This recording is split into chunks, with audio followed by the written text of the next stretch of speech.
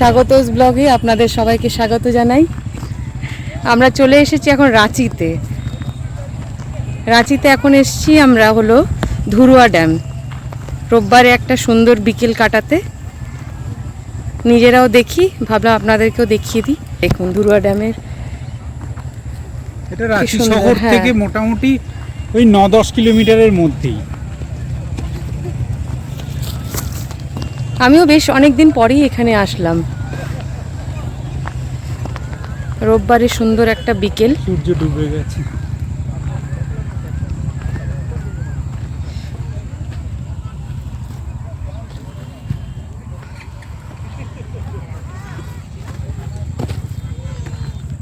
আমরা বেশ অনেকজনই এসছি একটা গাড়ি বুক করে। সেই গাড়ি করে আরো অন্য জায়গায় যাওয়ার প্ল্যানিং আছে। এই যে আমরা সবাই এসছি এখানে। হ্যালো করে দাও। হ্যালো। এই যে আমাদের সিনিয়র মোস্ট দাদা। এই জলে চান করবে। ওই যে সবচেয়ে সিনিয়র মোস্ট। দিদি কেমন লাগছে? ভালো।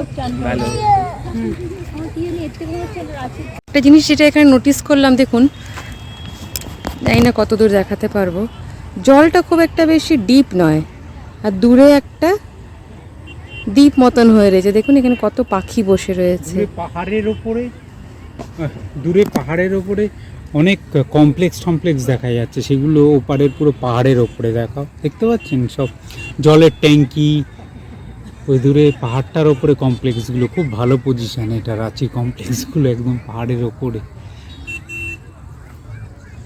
দারুণ জায়গায় ফ্ল্যাটগুলো। জলটা বেশ পরিষ্কার না? হ্যাঁ, ড্যামের জল পরিষ্কার। ভিড় থাকে তো। মুকুটমণিপুরের জলটা দেখুনি, তলা দেখা যাচ্ছিল। এরপরে আমরা যাব এখান থেকে জগন্নাথ মন্দিরে। এরপরে এখান থেকে আমরা বেরিয়ে যাব জগন্নাথপুর মন্দিরে। সেখান থেকে গোটা রাঁচির দৃশ্যটা বেশ সুন্দর দেখা যায়। ওখানে পৌঁছে আবার আপনাদের সাথে কথা হচ্ছে। আমরা চলে এসেছি এখন জগন্নাথপুর মন্দিরে। আস্তে আস্তে একটু সন্ধে হয়ে গেছে। এখান থেকে গোটা রাঁচি শহরের দৃশ্যটা দেখুন কি যাচ্ছে।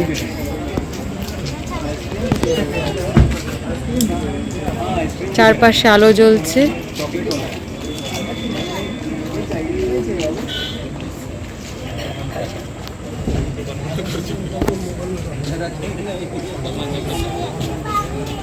আর এই যে জগন্নাথ মন্দির, এই পাশ দিয়েও সিঁড়ি রয়েছে। এখানে সব গাড়ি পার্কিং এর জায়গা। আর ঠিক ওই পাশ থেকে ঘুরিয়েও আর একটা সিঁড়ি রয়েছে। আমরা উঠেছিলাম এদিক থেকে। আমাদের গাড়িটা ওদিকে রাখা রয়েছে।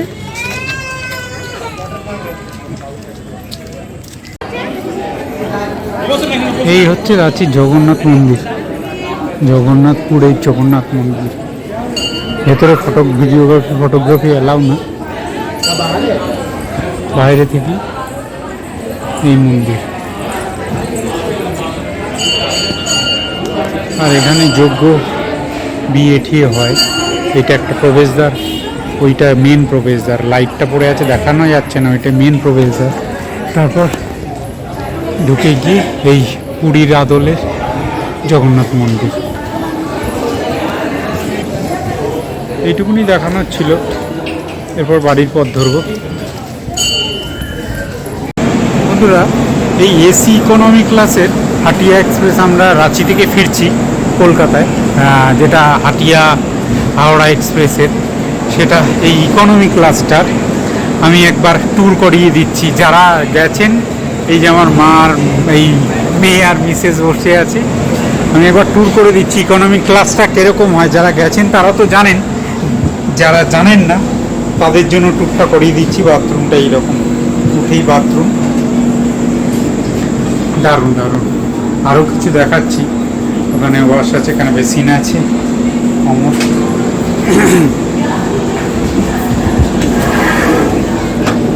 যেটার জন্য ট্যুরটা করাচ্ছি, বটল র্যাক আছে, এইরকম একটা সিস্টেম। এখানে একটা লাইট আছে, সব দিকই, আর বড় একটা উইন্ডো, এখানে একটা দিক পর্দার আছে, ওখানে আটকে গেছে, ওটা সরো। আর যেটা স্পেশাল দেখলাম, এই যে সিঁড়িটায় ওপরে ওঠার, মিডিলে ওঠার সিঁড়িটায় যেটা আছে সেটাতেও এসি ভেন্ট আছে, না বাবা, আমরা ওইখানে নিচে হাওয়া বেরোচ্ছে হালকা হালকা। এইখানেও আছে এসি ভেন্ট, এই সিঁড়িতে লাগানো। এই হচ্ছে এসি ইকোনমি। অসুবিধা হবে না। এই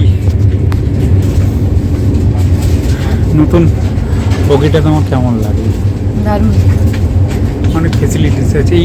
এই জিনিসটা পাচ্ছি না, এটার ব্যবহারটা আমি ঠিক জানি না, দেখাচ্ছি আপনার ক্যামেরাটা ঘোরাতে ভুলে। এই জিনিসটা কি আমি ঠিক বুঝতে পারছি না, বলতে লজ্জার কিছু নেই, আমি ফার্স্ট টাইম ইকোনমি ক্লাসে উঠলাম, তাই জন্য বুঝতে পারছি না এইটার জিনিসটা কি। যাকে হ্যাঁ, চাদর টাদর এখানে তো দিয়েই গেছে, সব নিট অ্যান্ড ক্লিন। উইন্ডোটা অনেক বড়, অনেক নতুন নতুন ফেসিলিটিস অ্যাড করেছে। উপরে ট্রেটাও নতুনত্ব, সবেতেই নতুনত্বের ছোঁয়া। কুশানিংটা, যেটা সিটের কুশানিংটা খুব ভালো, খুব সফট, মানে খুব সফট বলবো না, আবার খুব হার্ডও বলবো না। যেগুলোতে থাকে, যেগুলো ট্রেন 3 টায়ার 2 টায়ারে দেখেছি, তার থেকে অনেকটাই সফট, বেশ আরামদায়ক। সিটের কোয়ালিটিটা একটু উন্নত মানের করেছে, সিট কভারটা। এই যে এই ভেন্টগুলো দিয়ে এসির হাওয়া বেরোচ্ছে, এগুলোই একদম নিউ ফিচার্স অ্যাড করেছে। ওঠার সিঁড়িগুলো অন্যরকম, এসির ভেন্টটা এরকম, ওপরের ইন্ডিয়ার এই ওপরের ট্রেটাও খুব সুন্দর। চার্জিং পয়েন্ট যথেষ্ট দিয়েছে। ওয়াটার বোতল রাখার ট্রেটাও দেখালাম আমি শুরুতেই, খুব ভালো সিস্টেম। প্রতি কটা এতে লাইট আছে, সে তো সব ক্লাসেই থাকে, এটা নতুনত্ব কিছু না, লাইটগুলো দেওয়াই থাকবে।